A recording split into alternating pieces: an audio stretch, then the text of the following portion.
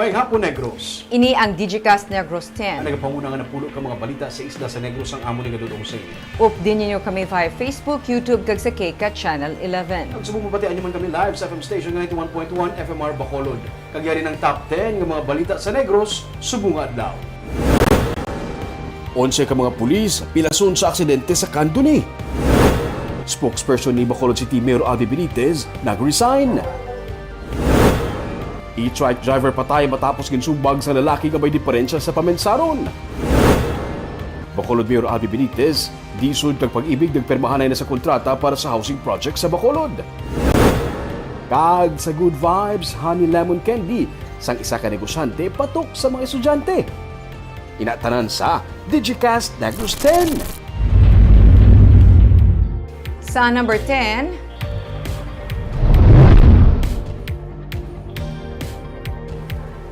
graduate San Carlos Hilado Memorial State University ang 10th placer sa November 2022 nga Civil Engineer Licensure Examination.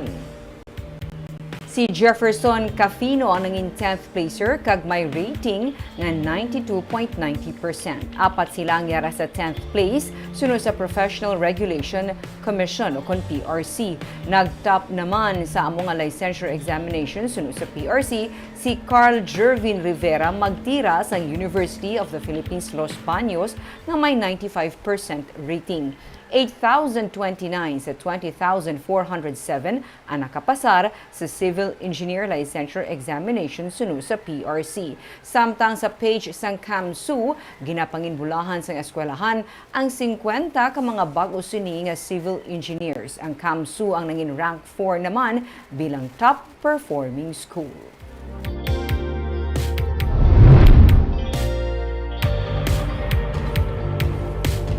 Sa number 9, spokesperson ni Bacolod City Mayor Aldi Benitez kasi Attorney Bong Dilag nag-resign na sa serbisyo. Samtang isa naman kakilala nga abogado kag TV host ang natanan ang magserbisyo sa Bacolod.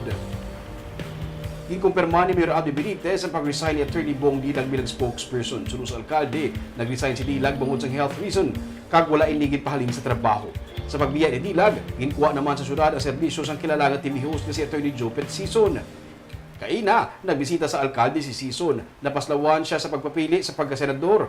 Gani hindi siya anay makabaton sa trabaho bangod sa banning period. Ginapaabot nga magaserbi siya bilang consultant sa housing program kag legal matters sa syudad. Helping out in legal matters and also in the housing sector. I was with the National Housing Authority and Home Mortgage Finance for 11 years. So Mayor Albi has a very ambitious housing project for Bacolod, and I'm sure he will need some help in trying to make this a reality for the city.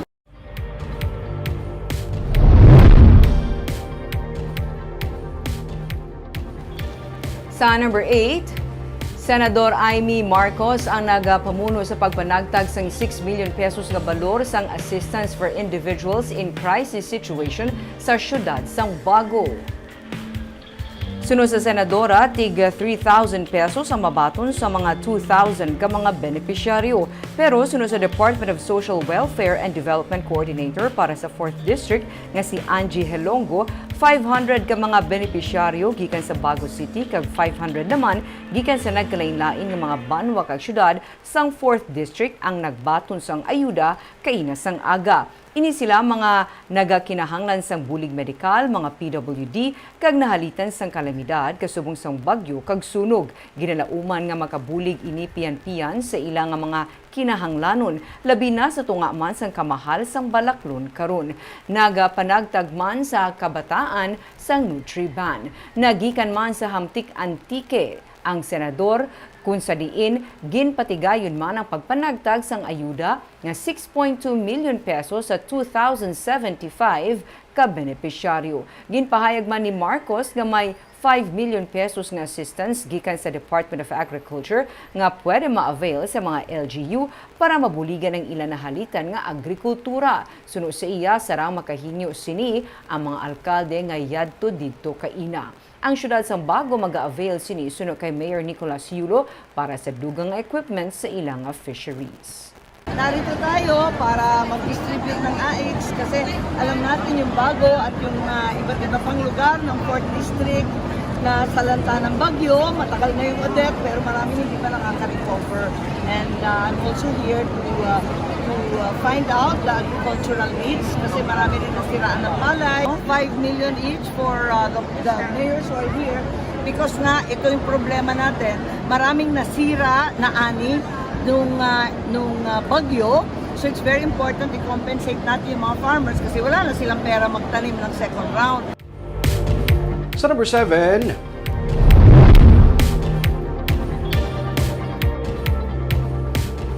duha pilason matapos ginpang tiro sa sulod sa isa ka komputeran sa Bacolod City. Pilason na duha ka mga lalaki matapos sila gitpang tiro kahapon sa sulod sa computer shop sa Barangay 2 sa Bacolod City. Ang mga pilason ang musanday Rami Araiz kag Michael Yasas. Sa investigasyon sa Police Station 2, yara lang nagahampang sa pisonet ang duha ka mga biktima sa ginali na sila gintiro sang wala pa makilalaan nga suspetsado. Nag-agom sang igo sang bala sa paa si Yasas, samtang sa ilok naman na igo si Araiz. Parayon sila ginabulong sa karon, ginahibalo pa sang PNP kung ano ang motibo sa pagpaniro.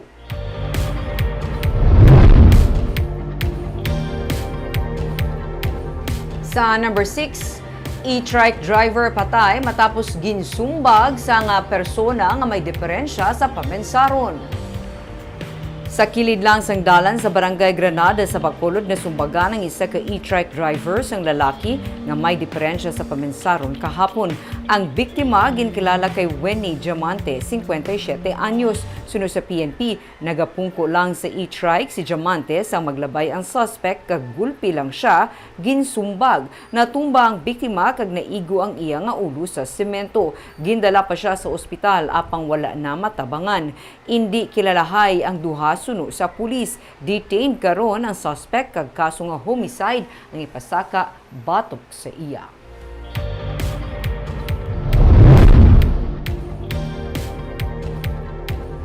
Sa number 5, duha ka mga katapos ang NPA nga napatay sa encounter sa banwa sa Moises Padilla sang kahapon ang nakilala na. Ginkilala ang mga napatay nga NPA nga sanday John Hill Sarsa alias Mark, residente sa Barangay Planas, Gihulgan City, kag Dalmasio de la Torre alias Delmar, residente naman sa Barangay Trinidad, Gihulgan City, Negros Oriental.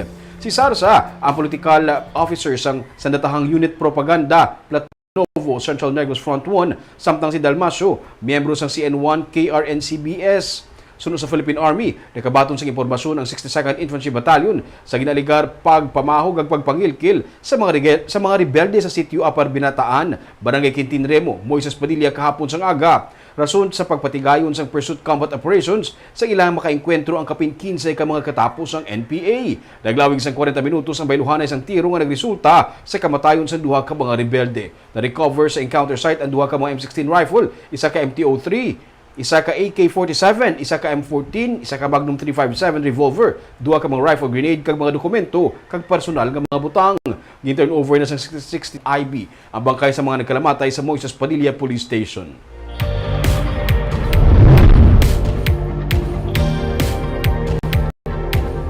Sa number 4, 11 ka mga pulis nga naaksidente sa banwasang Candoni ang luwas na sa katalagman.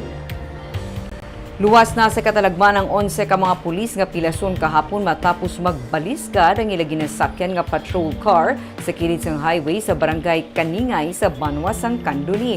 Nakagwa na sa ospital ang mga pulis sunod sa PNP bangod sa minor injuries lang man ang ilang nga naagom sa aksidente. Nagapatigayan kahapon sang road patrol ang 604th Regional Mobile Force Battalion 6 sang hinali mag-malfunction ng brakes ang patrol car sang iniya nagapadulhog sa kurbada nga bahin sendalan. Nadulaan sang kontrol ang driver nga pulis amo nga nagbunggo ini sa barrier sa kilid sandalan kag nagbaliskad. Ginbisita man ni Police Regional 6 Director Brigadier General Leo Francisco kag NOCPO Director Colonel Leo Pamitan ang mga pulis matapos ang aksidente.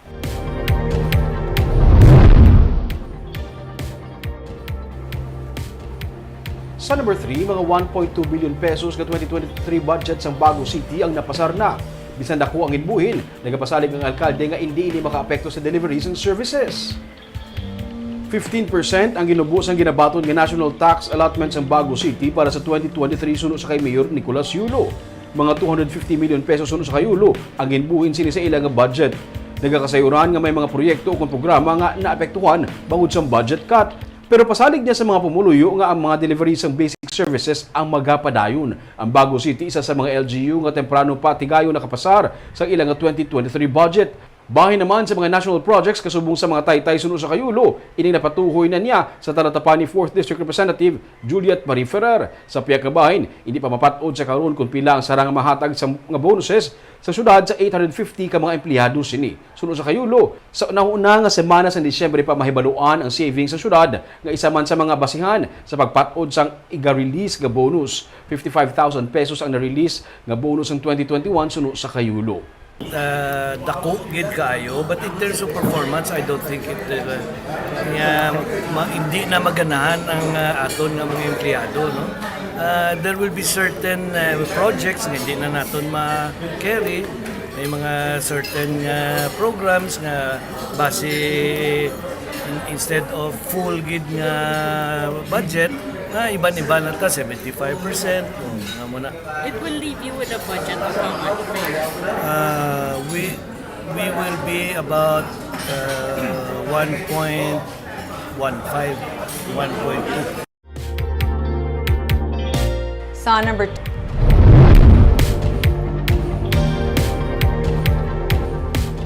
validation sa mga traditional nga jeepney driver kag operators para sa ilang nga permit aguto sila makapadayon sa nga ilang nga pagbiyahe ang ginsugura na sang syudad. May report si Nico Delfin.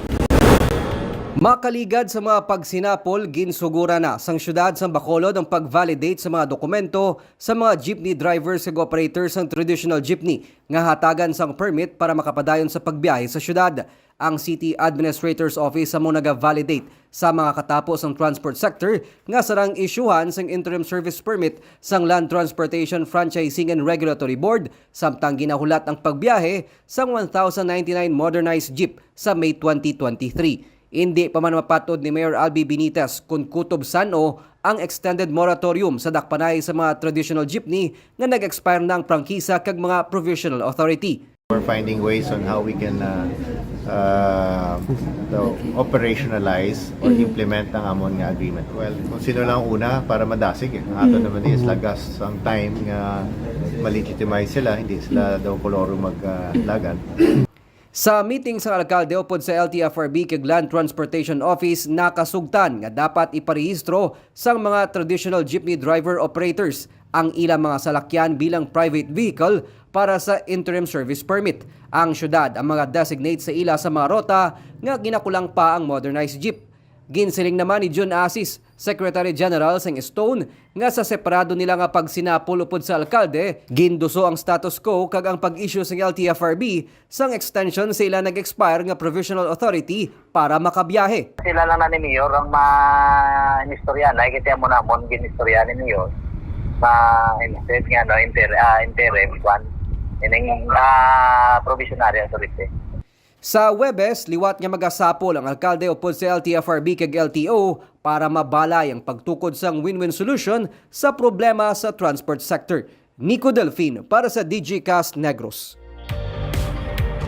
Kag para sa numero 1 sa mga balita, subong adlaw.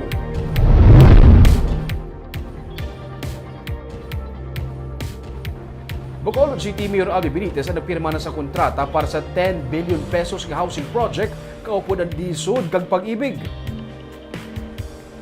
Nakasugtan sa tungasang local government unit sa Bacolod ng Department of Human Settlement and Urban Development ang pag-avail sang 10 billion pesos nga loan sa pag-ibig para sa 10,000 ka mga housing units. Sunod sa kay Mayor Albi Benitez, sarang bayaran sa syudad ang loan sa sulod sang 30 ka tuig santo sa terms sa pag-ibig. Ginabulubanta sa kapin sa 2,000 ang mga monthly amortization para sa mga housing units pero magadepende man ang presyo sa luyag kag masarangan sa mga benepisyaryo. Kapin sa 10,000 ka mga informal settlers, ilabi na ang mga nagapuyo sa mga danger zones ang prioridad sa Benitez administration upod sa disud kag pag-ibig nga magapatindog sang housing units kag on-site housing projects sa badason nga tuig.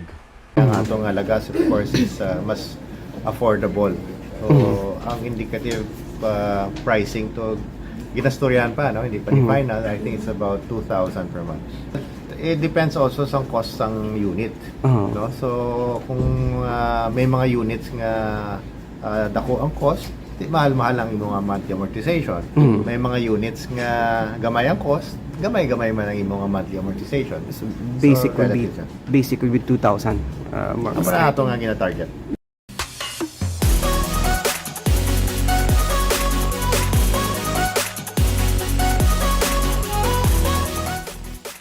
Sa Good Vibes, isa ka anay canteen owner ang nagalibot sa karon sang iya lemon honey nga dulce. Kada lunch break ginadagsa siya sang mga estudyante. May report si Romeo Subaldo. Pagpatak nos 11:30 sang aga, yara na sagwa sa eskwelahan nga ruyag niya pwestuhan si Angelino Espelita. Bitbit ang iyang balde nga may unod nga honey lemon. Himo sa matudtuod nga honey kag kalamansi juice ang iya nga produkto. 3/4 nga balde sang honey kag 4 ka kilo nga kalamansi nga ginpuga. Kung may magbakal, ginapatiyog niya ang popsicle stick kag ginabutangan sang honey lemon. May 5 ka pesos, pwede man na 10 ka pesos. Tag-4 man niya ka oras ini kung lutoon. Sunod sa kay Angelino, bisan tamis, healthy ang iya nga dulce kag rich in vitamin C. Amon nga prinsipyo sa amon nga business mo give and take ba. Nagabenepisyo ang kabataan sa amon, gabenepisyo mami sila. At least nabaligyan namon niya healthy. Istorya ni Angelino, sadto anay, may kantin siya sa isa ka eskwelahan ugaling paghagan-hagan na sang kaso sa COVID-19 kag balik na face-to-face ang klase. Wala sila ginapahanugutan nga magbalik-baligya sa sulod sang eskwelahan. Gani, nagpangita siya sa pamaagi nga makanegosyo sa gihapon. Ang pag-lockdown, amo na nga daw wala na kantin sa buong elementarya mo. Amo na nga bulante-bulante. Bulante na lang kayo, wala na ka mga kantin. Kanya-kanya diskarte para makaganar. Oo, kanya-kanya diskarte yan. Mga kapital, kapisan. Correct. Kag, basta gani lunch break na, nagadagsa na ang mga kabataan niya nga mga customer.